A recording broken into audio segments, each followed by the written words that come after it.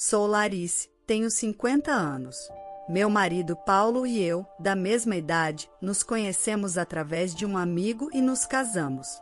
Depois do casamento, começamos uma empresa juntos. Apesar de enfrentarmos muitos desafios, nos apoiamos mutuamente e agora nossa empresa cresceu a ponto de podermos empregar funcionários. Nosso trabalho nos mantém ocupados e casamos tarde, então não temos filhos, mas levamos vidas satisfatórias todos os dias. Recentemente, porém, à medida que envelhecemos, é natural sentir mais cansaço e dores, mas continuamos trabalhando. Eu poderia expressar palavras de apreço se sentisse que seu trabalho árduo e dedicação para a empresa fossem genuínos. No entanto, não consigo sentir nada disso. Vê-lo deitar imediatamente no sofá e ficar assistindo TV assim que chega em casa é desanimador. Mesmo quando chega em casa, ele só reclama dessa dor e daquela. Age como se eu devesse ouvi-lo porque trabalho menos que ele. Ei, pegue uma cerveja para mim. Pegue você mesmo. Estou trabalhando nos materiais para a reunião de amanhã. Respondi e meu marido suspirou exageradamente e abriu a geladeira. Alguém não sabe cuidar do marido, realmente. Uma esposa deve apoiar o marido. Se você apenas ouvisse e fosse um pouco mais carinhosa. Nos primeiros dias do nosso casamento, podíamos nos dar ao luxo de gastar mais conosco, já que não tínhamos filhos. Jantávamos em restaurantes chiques e saíamos para encontros, pensando que sempre seríamos felizes juntos. Trazer trabalho para casa e se gabar de que está ocupada com o trabalho parece que você é incompetente, e é por isso que não consegue terminar seu trabalho, disse ele. E assim ele me irrita com suas reclamações, vai dormir cedo e vive como bem entende todos os dias. Especialmente recentemente, é evidente que ele não está investido em seu trabalho. Ele tenta parecer bom dizendo que é dedicado ao seu trabalho e se importa com a empresa mais do que qualquer outra pessoa, mas é tudo conversa. Quando está apenas com a equipe, ele se torna arrogante, atribuindo tarefas com base em preferência em vez de habilidade. A equipe nem sequer poderia reclamar com ele. Mesmo se eu quisesse levantar essa questão, com quem eu falaria sobre um presidente de empresa que prega diariamente que é apenas uma questão de tempo antes dos funcionários entrarem em colapso? Embora meu marido alegue que isto está fora da minha jurisdição ou seja um problema de outro departamento, não posso ficar parada e assistir ao acento de agitação crescer dentro da empresa. Eu não queria trazer discussões de trabalho para casa. Mas parecia que o único momento em que meu marido estava por perto e não escapando para algum lugar era depois do jantar. Enquanto eu limpava a cozinha após o jantar, abordei o assunto com meu marido Paulo. Você tem sido um pouco duro com seus subordinados ultimamente, eu disse. Do que você está falando? Ele perguntou enquanto assistia TV. Parece que você está fazendo seus subordinados fazerem o seu trabalho, comentei. Meu marido suspirou pesadamente. O desempenho da empresa tem declinado recentemente e estou tentando contribuir iniciando um novo empreendimento, ele resmungou sarcasticamente. Um novo empreendimento? Sobre o que é isso? Não ouvi nada a respeito, questionei. É porque você e os outros funcionários não estão fazendo nada, então tenho que tomar medidas. Não estou despejando meu trabalho neles, estou apenas pedindo ajuda porque não há tempo suficiente para trabalhar no novo empreendimento, ele respondeu sem olhar para mim. E então você me acusa de ter uma má atitude com meus subordinados, de despejar meu trabalho neles. É irritante ouvir tais reclamações contra alguém que se preocupa com a empresa, completou meu marido aparentemente chateado. O que você está fazendo é apenas despejar suas responsabilidades sobre eles. Você acha que seus subordinados podem simplesmente dizer não para você quando os está pedindo? Você está cobrindo a carga de trabalho deles ou fazendo algo para ajudar? Se não, eles estão apenas sendo sobrecarregados de trabalho, eu retruquei. Sim, entendi, você é uma chata, ele disse, irritado, e foi para o quarto. Depois disso, minha irritação e a dos funcionários só cresceram com meu marido, que simplesmente aparecia na empresa sem fazer nenhum trabalho real. Quando fiz um esforço para abordar isso no escritório, ele trabalharia seriamente por cerca de 1 hora, mas depois voltaria a mexer no celular sem parecer sério. Os funcionários devem ter muitas coisas a dizer, mas não podem falar porque sou sua esposa. Não tive escolha senão alertar desesperadamente meu marido e tentar apoiar seus subordinados. Vendo meus esforços, meu marido não mostrou sinais de me levar a sério ou de se comprometer a melhorar. Tínhamos prometido decidir juntos a direção da empresa. No entanto, os novos empreendimentos que ele mencionava repetidamente eram algo que eu nunca tinha ouvido falar. Se o desempenho estava piorando, a prioridade deveria ser identificar as causas e planejar de acordo. Eu estava dedicando meus esforços a isso, mas o desempenho da empresa não conseguia se recuperar porque meu marido estava interferindo independentemente. Ele não ouviria nem quando eu dizia que lançar novos empreendimentos sem considerar a recuperação dos custos e as atuais capacidades financeiras era muito arriscado. Ele encerrava toda a conversa me dizendo para não se intrometer no que ele estava fazendo pelo futuro. Ultimamente, ele tem chegado tarde em casa. Quando perguntado, ele respondia mal-humorado que estava se encontrando com clientes, o que parecia muito frequente. Quando perguntado sobre quais clientes, ele responderia, mas parecia que ele também estava visitando lugares com mulheres, não apenas para refeições. Ele dizia que era para despesas, mas nem sempre podia provar isso com detalhes incertos, como com quem ele foi e para qual projeto. Um dia, enquanto eu estava em visitas de vendas, vi meu marido em um café. Talvez ele estivesse trabalhando em documentos. Não o conhecendo, ele provavelmente estava usando isso como desculpa para relaxar do trabalho, o que era frustrante. Ao me aproximar do café, pretendia falar com ele, quando percebi outra sombra à mesa ao lado dele. Parecia que ele estava dividindo a mesa com alguém. Ao olhar mais de perto, era uma mulher e ela parecia bastante jovem. Eu não a reconheci. Definitivamente, ela não era uma de nossas funcionárias nem de uma empresa com a qual lidamos. Quem ela poderia estar encontrando durante o horário de trabalho e em tal momento? Ela poderia ser a cliente que meu marido mencionou? Ela não parecia alguém que frequentaria uma boate, e me perguntei se alguém da idade dela poderia lidar com um negócio desses. Mas então balancei a cabeça. Não é bom julgar as capacidades de alguém pela aparência ou idade. Percebi que talvez tenha sido muito dura com meu marido ultimamente, suspeitando até mesmo que suas reuniões de negócios poderiam ser casos devido à minha confiança nele diminuindo. No entanto, meu marido pode estar tentando mudar a empresa à sua maneira. Pensei que era hora de ter uma conversa séria com ele. Depois de muito tempo, minha atitude pode ter dificultado para o meu marido me consultar no passado. Saí do local e fui para o próximo escritório de vendas. Depois de voltar para casa, jantei com meu marido. Falando nisso, vi que você estava fora hoje. Era sobre o novo empreendimento comercial, perguntei. Bem, era algo assim, ele respondeu de forma displicente. Vi você em um café ao meio-dia. Aquela mulher era uma cliente? Estava me espionando. Sua voz ficou notavelmente irritada enquanto parava de comer. Espionando? Do que você está falando? Apenas pensei que deveria cumprimentá-la se fosse uma cliente. Ela está agendada para visitar nosso escritório ou há algo culpado que precisa ser espionado? Ele me encarou dizendo, culpado de quê? Eu estava participando de uma entrevista para me envolver no novo empreendimento. Entrevista? Não ouvi nada sobre isso, eu disse. Foi algo repentino. Não preciso relatar tudo para você, respondeu ele. Quem é ela? Uma funcionária, uma estagiária? Por que tenho que explicar tudo isso? Se você acha que tem algo suspeito, continue pensando nisso. Não tenho tempo para discussões sem sentido. Você não pode tomar decisões de contratação sozinho. Temos funcionários suficientes e decidimos não contratar novas pessoas este ano devido a restrições de orçamento. Ela deve ser excepcional, né? Pelo menos me diga quem ela é e de onde ela veio.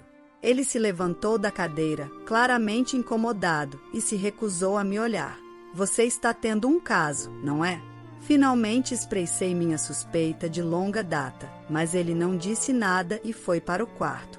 Alguns dias depois, durante uma reunião matinal, meu marido anunciou que havia alguém interessado em visitar a empresa.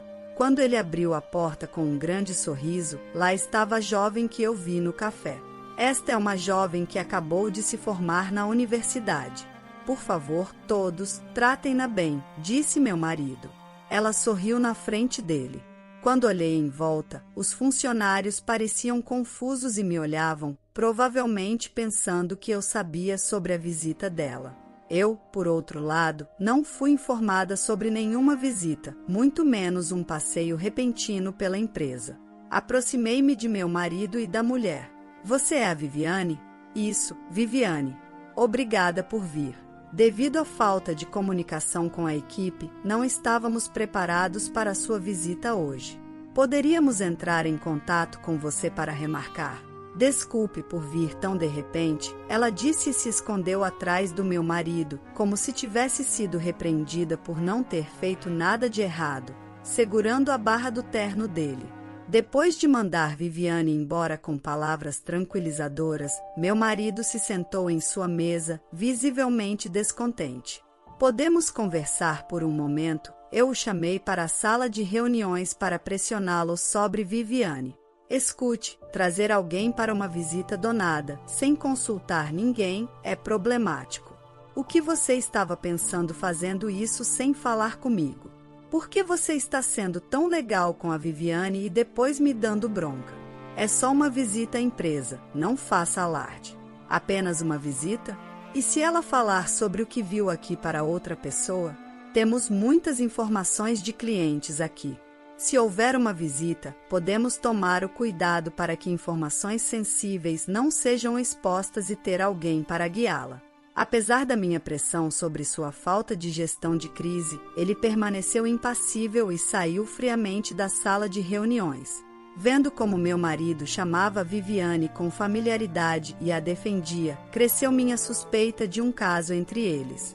Mais tarde, quando perguntei ao meu marido sobre Viviane, que havia visitado a empresa, ele disse que ela havia se formado na universidade, mas não sabia mais nada além disso e me mandou deixar o assunto para lá. A grande conversa sobre o novo empreendimento também cessou após a visita de Viviane à empresa. O pretexto para ver Viviane provavelmente foi apenas uma desculpa para encontrá-la, e agora que as coisas estão indo bem com Viviane, ele pode não se importar mais com a empresa. Eu não conseguia entender por que ele a trouxe para a empresa, então, se era apenas para encontrá-la fora, ele não precisava inventar desculpas sobre novos empreendimentos. Uma simples ligação de vendas bastaria. Além disso, trazer ela para a empresa fez com que todos os funcionários tomassem conhecimento de Viviane. Eu não conseguia entender o que meu marido queria. Ultimamente, ele tem deixado o escritório em horários regulares, antes de qualquer outra pessoa, e muitas vezes não volta para casa até o dia seguinte. Nas raras ocasiões em que está em casa, está assistindo TV e bebendo álcool, visivelmente irritado quando eu volto. Você está em casa cedo hoje, não é? Terminei meu trabalho cedo também, ele respondeu relutantemente, dizendo que foi ao banheiro. Notei seu celular na mesa enquanto organizava as compras. O telefone dele tocou, exibindo o nome de Viviane. Depois que parou e começou a tocar novamente. Paulo saiu do banheiro, pegou seu celular e me encarou. Não toque no meu celular. Você já ouviu falar de privacidade, mulher sem vergonha, ele disse, indo para o quarto. De lá, pude ouvi-lo rindo alto sobre a mulher barulhenta em casa e como ele queria se divorciar de mim e ficar com Viviane em vez disso. Ao tropeçar acidentalmente em evidências de seu caso, me perguntei o que fazer. Depois de um tempo, Bati na porta do quarto dele sugerindo que todos nos encontrássemos, já que também queria falar com Viviane. Ainda na chamada, ele começou a organizar uma reunião com Viviane. Depois de desligar, anunciou que havia decidido se divorciar de mim e se casar com Viviane, e nada do que eu dissesse mudaria sua mente. Viviane então chegou à nossa casa no fim de semana, olhando ao redor e sorrindo. Então, esse era o seu ninho de amor? Perguntou ela. Bom, era até agora, respondi. Ela falou como se o divórcio já estivesse resolvido, e eu servi café para ela à mesa. Paulo prontamente trouxe os papéis do divórcio e me mandou assiná-los. Viviane me olhou com um rosto triunfante, como se estivesse orgulhosa de ter sido escolhida por meu marido em vez de mim. Ei, vovozinha, se apresse e assine os papéis do divórcio, vai, ela zombou. Com nojo e ranço do meu marido e de Viviane, assinei os papéis do divórcio. A partir desse dia, Paulo parou de voltar para casa. O telefonema de Viviane veio um pouco depois que Paulo parou de voltar para casa. Já casamos. Estou grávida de Paulo. A partir de hoje sou uma esposa de um homem poderoso, ela disse, rindo descaradamente do outro lado. Você está tão chateada que nem consegue falar direito. Bem, é claro, você se divorciou de um homem bem-sucedido e agora seu futuro parece sombrio. Uma mulher jovem como ela não se envolveria com um homem como ele, que não tem charme nem boa aparência. Paulo foi facilmente influenciado pela atenção de uma mulher mais jovem, mas Viviane parecia estar enganada. Viviane, como assim homem bem-sucedido? Ele era apenas o marido da presidente e um membro do conselho. Mas agora que estamos divorciados, ele será removido do conselho. Então, esqueça a vida de esposa de celebridade, é melhor você se preparar. Depois das minhas palavras, Viviane ficou em silêncio ao telefone. Então, depois de um momento, ela gritou de volta. Do que você está falando? Eu não vou te perdoar por essa mentira, sua velha. Depois de desligar, Paulo logo ligou. O que você disse para Viviane? Perguntou ele. Parece que ela confrontou Paulo sobre isso. Já que ela achava que você era o presidente, eu apenas disse a ela que na verdade era eu. Também a avisei que seu salário despencaria agora que você não é mais membro do conselho e que um estilo de vida de celebridade estava fora de questão. Minha resposta só alimentou a raiva de Paulo, mas eu não pude deixar de sentir que ele merecia. Afinal, ele era um mentiroso. Eu disse a ele que buscaria compensação e desliguei. No dia seguinte, Paulo e Viviane invadiram a empresa, claramente ainda enfurecidos e sem se importar com os olhares dos funcionários. Viviane marchou até mim. De agora em diante, meu marido será o presidente. Você precisa sair. Ela acreditava que me tirando e instalando Paulo como presidente, eles poderiam garantir um salário alto para si mesmos. Paulo, seguindo o exemplo, se vangloriou confiantemente de que os funcionários o seguiriam em vez de mim, afirmando que ele era mais competente e popular. Apesar das ordens do meu marido, os funcionários só o toleravam porque ele era o marido da presidente. Ele mal trabalhava, frequentemente relaxava e, por fim, eles testemunharam ele me traindo com uma estudante universitária e passando e se divorciando, resultando em olhares frios para ele. Quem gostaria de seguir um homem desses até o topo da empresa? Inconsciente dos olhares frios dos funcionários, meu marido continuou a gritar comigo, enquanto Viviane, ainda mais fora de controle, continuava gritando para que ele assumisse rapidamente a empresa. Embora eu pensasse que o divórcio finalmente me livraria deles, eles ainda estavam se agarrando na empresa. Mas, como presidente, eu tinha o dever de proteger a empresa e seus funcionários. Os dois precisam se acalmar. Não é digno de adultos ficar gritando assim. E, Viviane, você parece ter entendido errado. Seu marido não é o presidente. Viviane se recusou a recuar, pronta para me confrontar fisicamente, quando um funcionário se interpôs entre nós. Chega. Se você continuar assim, vamos chamar a polícia. Liderados por esse funcionário, outros se aproximaram para me apoiar. Se você fizer algo com a nossa presidente, não será perdoada. Você é um incômodo, saia. Pressionada pela firme posição dos funcionários, Viviane recuou. No momento em que nos divorciamos, a atitude dos funcionários em relação a Paulo, que antes era tímido em torno dele, mudou drasticamente, e ele parecia surpreso com isso. Bem, eles só estavam aguentando porque ele era meu marido. O que está acontecendo com vocês todos? Não cheguem perto de mim. Eu sou a esposa do presidente, vou demitir todos vocês, gritou Viviane. Você sabe que não pode simplesmente trocar o presidente da noite para o dia.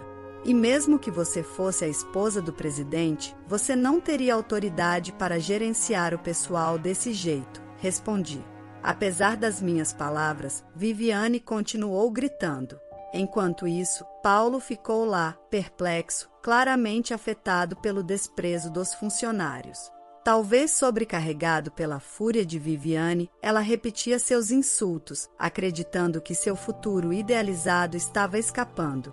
Ignorando Paulo perplexo, Viviane saiu furiosamente da empresa. Paulo olhou para mim e, vendo meu gesto de desdém, a seguiu apressadamente. Depois de expulsar o casal problemático, me desculpei individualmente com cada funcionário. Seguindo isso, o relacionamento de Paulo e Viviane se deteriorou, com um filho envolvido. Paulo recusou o divórcio, enquanto Viviane o exigia, levando a discussões acaloradas. Percebendo que eu ainda era presidente, Viviane ficou com medo e suas disputas se transformaram em ameaças legais.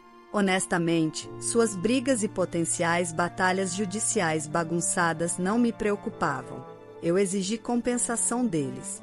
A ideia de que tudo o que eles fizeram comigo poderia ser simplesmente apagado e esquecido, como se nunca tivesse acontecido, é absolutamente ridícula.